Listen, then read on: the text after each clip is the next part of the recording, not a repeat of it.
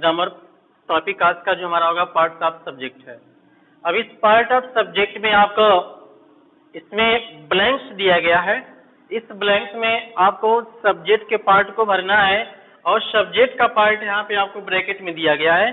जैसे यहाँ पे लिखा गया है in the room that girl, तो there are some words given in bracket and you have to write these words in the blanks.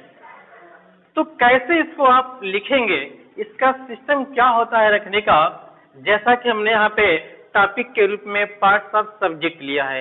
यानी सब्जेक्ट के भाग, तो सब्जेक्ट के कौन कौन से भाग होते हैं, उसको किस क्रम में रखना होता है। अगर इस क्रम को आप जान जाएं तो किसी भी सेंटेंस को आप सही क्रम में रख लेंगे। तो आप ये देख रहे हैं यहाँ पे जो दिया गया है इन है, ये प्रीपोजिशन हो गया, आर्टिकल हो गया, ये आपका नाउन के रूप में है, ये आपका एडजेक्टिव है, ये आपका भी नाउन है। तो ये सारे चीजें एडजेक्टिव है, आर्टिकल है, प्रीपोजिशन है, नाउन है, सब सारी चीज इसमें है। तो कैसे इसको क्रम में आप रखेंगे, जबकि हमारा जो रूल कहता है अगर इसमें किसी भी सेंटेंस में 3 या 3 से अधिक जो वर्ड हो जाते हैं तो पहला जो वर्ड होता है हमारा डिटर्मिनेशन का होता है।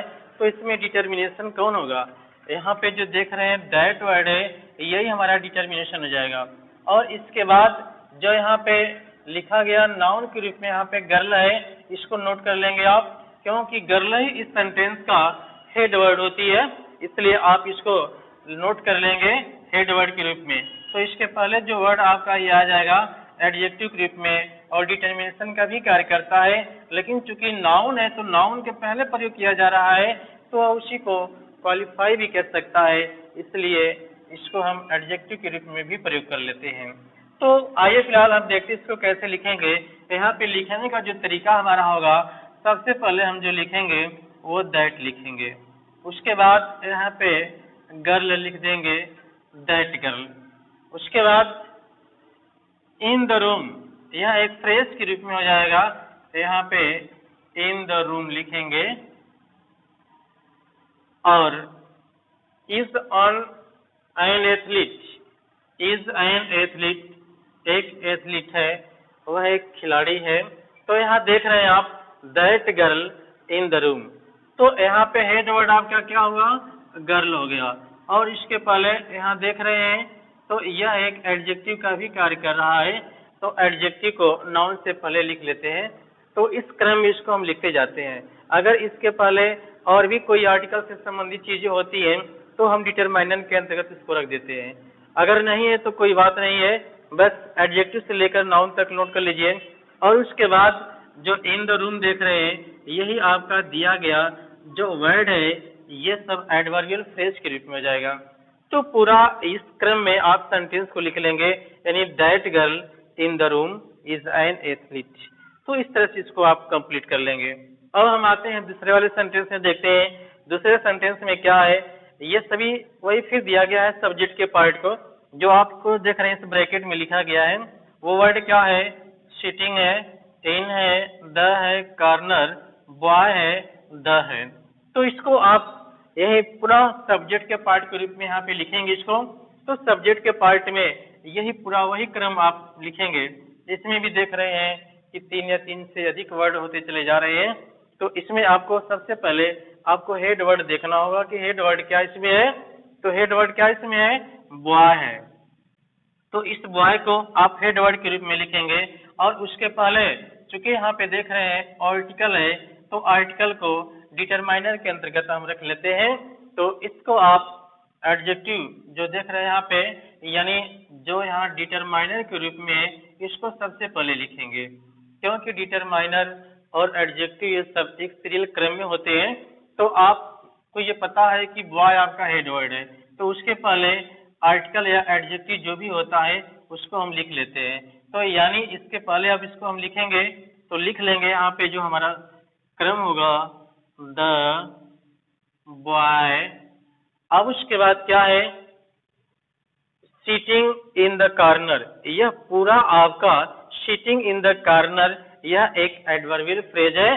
तो इस हेड वर्ड के बाद, यह हमारा रूल होता है कि हेड वर्ड के बाद ही हम एडवर्बियल फ्रेज को लिख लेते हैं। तो तो पूरा सिस्टमेटिक ढंग से उसको हम नोट कर लेंगे।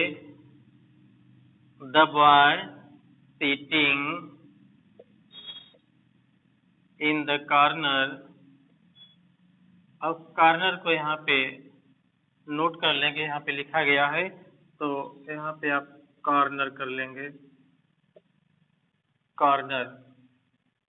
तो यहाँ पे आपका जो क्रम ये हो गया, the boy sitting in the corner.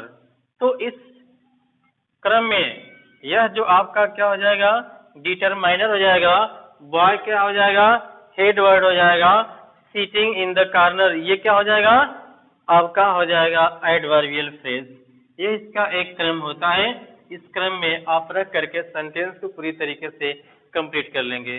लंबा से लंबा भी यदि वाक्य रहते हैं तो आपको इसी बात का ध्यान रखना होगा कि जो हमारा दिया गया सब्जेक्ट का पार्ट है उसमें कितने वर्ड है।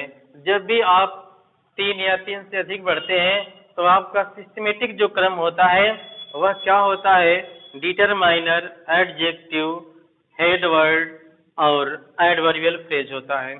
तो इस प्रकार से इसको आप कंप्लीट कर लेते हैं।